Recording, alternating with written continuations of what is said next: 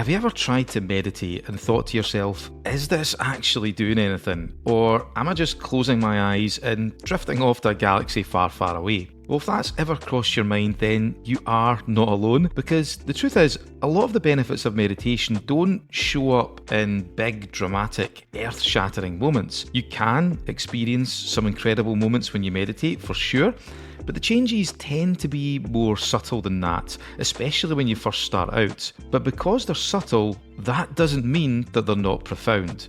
Over time, you can start to notice a whole range of things that are absolutely incredible. You begin to respond to things better, more positively. You don't get pulled into the drama of stuff that you're experiencing. You handle adversity much better. You recover from stress and anxiety more quickly. And you get more moments where you realise that actually you feel pretty happy. Sometimes you even get random moments of bliss. But these things often take a little bit of time and a little bit of perseverance, not much, but certainly a little bit. So in this episode, I want to talk about what actually changes when you start meditating consistently. So grab a cuppa or whatever you do when you're listening to your podcasts, and let's get started. Hey there and welcome to the Stress Less Living podcast. My name is Stephen Burns and I've been a practicing coach, trainer and hypnotherapist for 25 years. Each week I'll share easily digestible bite-sized ideas that you can immediately put into practice so that you can live a more harmonious and balanced life. Because life is challenging, but whatever we encounter, we always have a choice. We can take the easy routes or the hard routes, the low stress way or the high stress way. Well, the Stress Less Living podcast is about always looking for the easy routes in life, the low stress ways to accomplish your goals, get more of what you want, and ultimately live a happy and more effortless life. So if you're looking for the perfect antidote for the chaos of modern life, my friend, you are absolutely in the right place. So before we begin, I just want to make a quick announcement. On May the 11th, my book, Meditate Now, The Simple 3-Step Method to a Calmer, Clearer You, will be released. It will be available on Amazon, the Kindle version only at this point.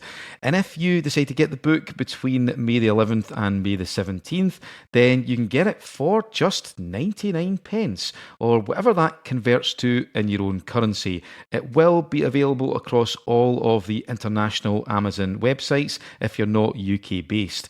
Also, if you get the book during launch week, you'll get the audio version for free as well, and some wall charts you can use as memory prompts to take you through the meditations. So it's available for pre-order right now, so if you want to automatically download it to your Kindle app on May the 11th, then you'll want to go for the pre-order. So I'll include links to do that in the show notes.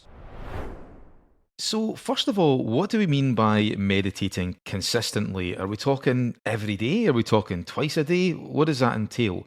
Well, no, it doesn't mean either of those things. Contrary to what many meditation gurus say, you don't have to meditate every day to get results. Now, obviously, the more you do it, the better, right? But if you meditate a few times a week, so we're talking maybe twice or 3 times, then that's what I would regard as consistent, and it's going to be massive for you. You're going to get incredible benefits from just doing that. In fact, even if you just do it once per week and really give it your full attention, then that's going to make a huge positive difference. But for argument's sake, let's just say consistency is about 2 or 3 times a week. So what happens when you do that, when you commit to that type of meditation practice? Well, in order to explain, I want to talk about 4 big modern day issues that people experience and how meditation can help with each of them. Because what you tend to find is that when you meditate a bit more consistently, then these 4 issues start to lessen and eventually they just kind of dissolve. So the first of these big issues that we all face is stress and anxiety. Now, obviously, having a certain amount of stress and anxiety is perfectly normal, right? It's our inner threat detector firing off, making us aware that there could be a potential danger and we need to take action to avoid it. But the problem is, for most people, this threat detector is activating unnecessarily. So people are constantly in this fight or flight mode, and it's just not healthy and it's not pleasant either. And I think things like social media play a huge part in this. If you look at the way the social media algorithm works, it rewards drama and division Those are the things that get clicks and comments. So content creators are being pushed in that direction, and they're exaggerating threats just to make their posts more dramatic. They're manufacturing dangers to get comments, or they're focusing on specific isolated cases and making massive inaccurate generalizations from them. And this is scaring the shit out of people, despite it not being an accurate reflection of reality.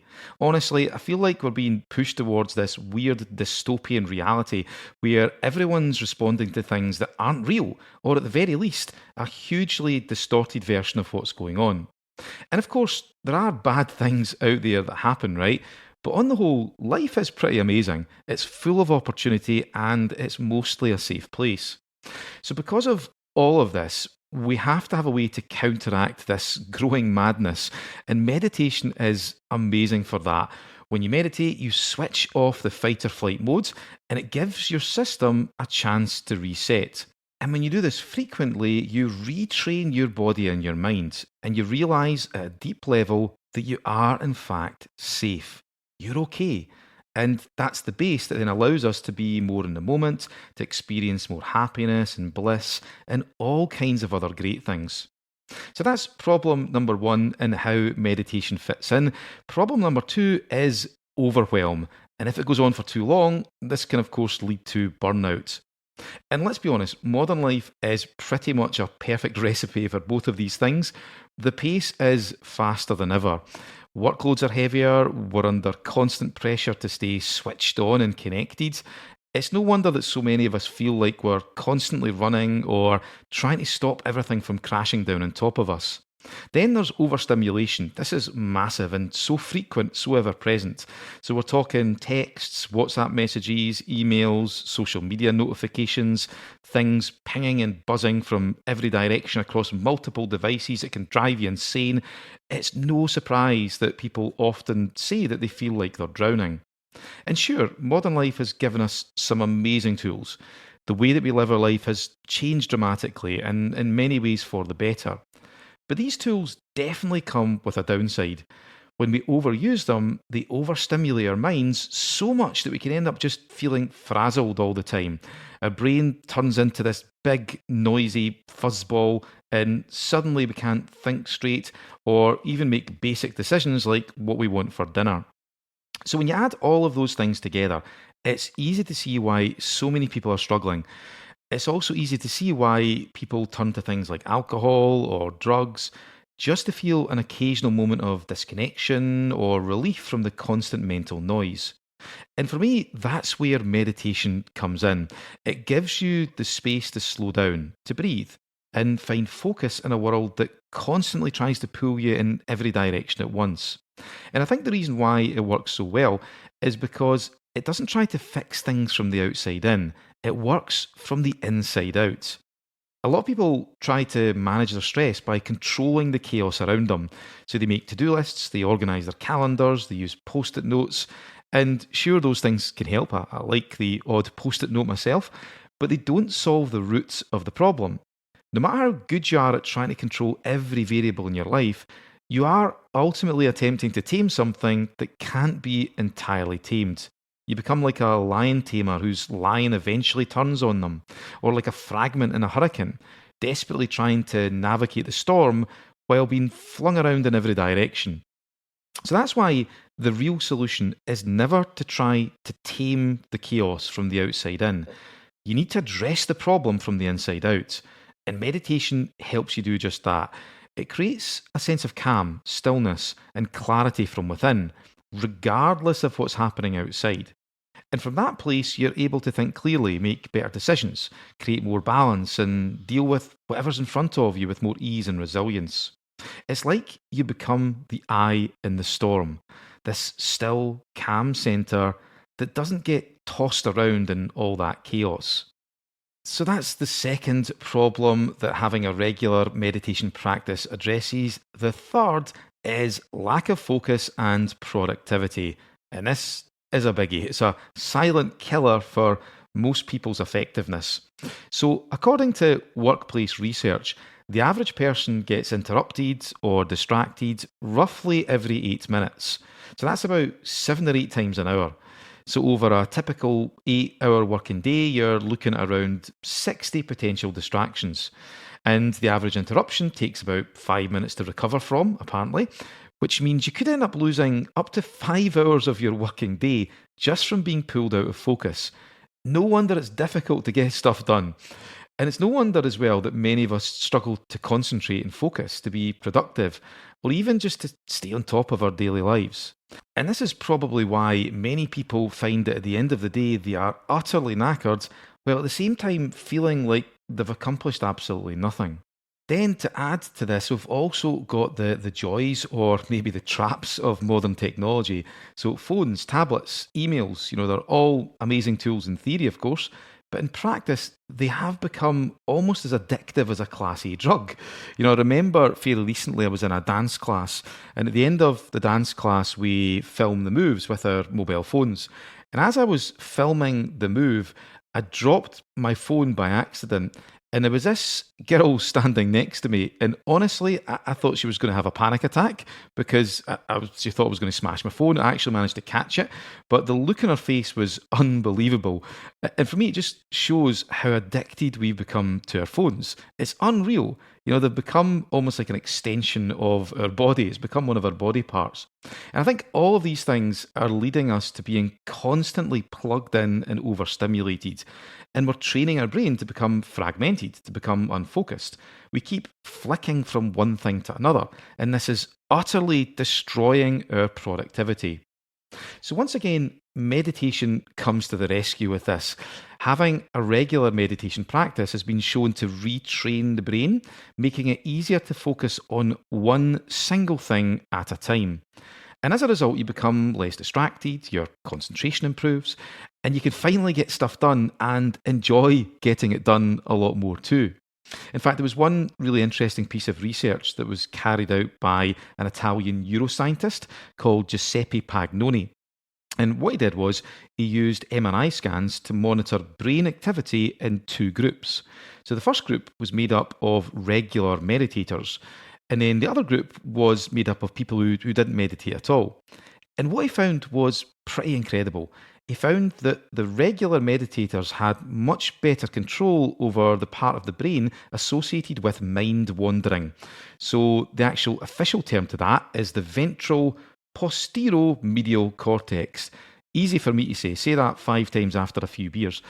But they were also a lot better at resisting distractions as well and had significantly improved focus and concentration in general. They also outperformed the non-meditators on a range of cognitive tasks that required sustained attention. So in normal language, what that means is that when you meditate, you reclaim your ability to focus, or you retrain your brain to concentrate, to get stuff done, to really focus on a single thing. So you get more done, the quality of your work improves, brain fog starts to disappear naturally, you stop checking your phone compulsively. I know that you do it. I have a tendency to do it now and again as well. And your mind is just clearer, calmer, and much more present. So that's the third big modern day problem that having a regular meditation practice addresses. And the fourth and final one I want to talk about is one that resonates with so many people, and that is lack of happiness and fulfillment. And I think this is the one that can be the most frustrating. We live in a world with more choice and opportunity than ever before. We have access to a vast number of resources, most people do, that previous generations couldn't even have dreamed of. And yet, so many people are still unhappy. And it's tempting to point the finger at things like the recent pandemic, the cost of living crisis, or political instability. And yeah, of course, those things do play a part, they always will, but they don't tell the full story. According to research, global misery has been rising for decades now. So we can't just chalk it up to recent events. Something deeper is going on. Something fundamental is missing from many people's lives. A sense of purpose, a sense of fulfillment. And the annoying thing is, most people can't quite put their finger on what's wrong. And yet, if you ask them to remember a time when they felt happy and content, they almost always can. Most people can recall what it felt like when we were a kid. just enjoying life without needing a reason, waking up each day with a curiosity and wonder, turning the world into just one big adventure. And as kids, we didn't need self help books or motivational Instagram quotes to get through the day.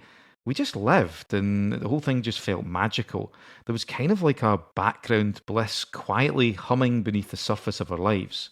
But then as we grow up, that background bliss starts to fade. It gets buried under responsibility, stress, deadlines, worry, issues that we've picked up, and the seriousness of adult life. And eventually, it becomes forgotten, kind of like an old dusty book left on the highest shelf of a library that you haven't visited for years. But here's the thing, what if that background bliss never actually disappeared? What if it's still there, just waiting to be rediscovered? And what if you could reconnect with it, not as a fleeting memory, but as a living, breathing part of your everyday life? Well, the good news is you can, and one of the most powerful and simple ways to do that is through meditation. So, for me, this is one of the most profound and rewarding benefits of having a regular meditation practice. It gradually reconnects you to this natural state of happiness and fulfillment. Not the kind that depends on achievements or possessions or validation on social media posts that you put up, but the kind that arises from simply just being. It helps you tap into the beauty and joy that's already inside and around you, often hiding in plain sight. It brings you into the present moment more often, where real joy lives. And from that space, life just feels richer, more vivid, more you. And over time, what you find is as you meditate, you gradually start to connect more with life. And the simple act of doing that brings you this natural sense of happiness and bliss. And you don't even need to do much either to be happy. You can do stuff, you can go after your goals and all of those things that you think are important, but those things then become additions to your happiness rather than prerequisites. Because let's face it, what's the point of doing all the things you do if you don't connect with them and feel the happiness that they bring? What's the point of working yourself to the bone if it doesn't give you a sense of purpose or meaning? It kind of feels a bit pointless, doesn't it? But when you meditate regularly, it allows you to be happy now, before you do anything. And then when you do accomplish your goals, when you do work that is purposeful and meaningful, you feel even happier as a result. Those things become additions. So there you have it. That's what happens when you start to meditate more consistently, more regularly. And that doesn't mean that you have to do it every day or twice a day, as some meditation gurus suggest. Even if you do it 2 or 3 times a week, then that's what I would regard as consistent. And hey, even if that's too much, if you manage once per week, if it's a quality session, then that's still going to make a massive difference to your life. But let's do a quick review. So the first problem that starts to lessen and eventually dissolve is stress and anxiety. When you meditate, you switch off the fight or flight response, and it gives your body, it gives your mind a chance to reset, a chance to breathe. Number two, overwhelm and then eventually burnout. We live in a world that is constantly overstimulated. We have so many things vying for our attention. It can be very, very difficult not to be seduced into flicking from one thing to another. So meditation creates space, allows you to experience a sense of stillness. And what this does is it helps you become the eye in the storm. You no longer get caught up in the chaos and the drama of day to day life. You're not getting tossed about like a fragment in a hurricane, but you can stay in this place where you're calm, you're still, you're grounded. And that allows you to think more clearly. And number three, lack of focus and productivity. We are so distracted. It's so easy to get pulled in different directions. So meditation strengthens the part of the brain that resists mind wandering. So it allows us to be able to focus on one thing at a time. We're strengthening that part of our experience. And finally, number four, lack of happiness and fulfillment. Meditation allows us to tap into a more default state of happiness. It helps us connect with the moment more often. And when we do that, we start to also connect with the beauty, the joy, the bliss that each event or each experience in our life contains. And as I said before, what's the point of doing stuff if you're not connecting with it? And really extracting as much joy and happiness and fulfillment as you possibly can. And meditation reclaims that. It allows you to do what you used to do when you were kids, and you get more of these amazing feelings of background bliss. So that is us for this episode. As I mentioned at the start, my book, Meditate Now, the simple 3-step method to a calmer, clearer you, is now available for pre-order. It's being released on May the 11th, 2026. So maybe by the time you even listen to this episode, it's all good to go and it's been released on Amazon. But if not, you can pre-order it now. So I'll include a link to it in the show notes. I would love it if you could check the book out for the launch week. So that's between May the 11th and May the 17th. You can get the book on Kindle for 99p or $99, whatever the currency conversion is for you. Also, if you do get the book within the launch week, you'll also be able to get the audiobook for free and some memory sort of prompts, some charts that you can download and use as memory prompts to help you through the meditations. So, hope you enjoyed this episode. I'm also very excited to hear what you think about the book. Have an amazing rest of your week, and I'll speak to you in the next episode.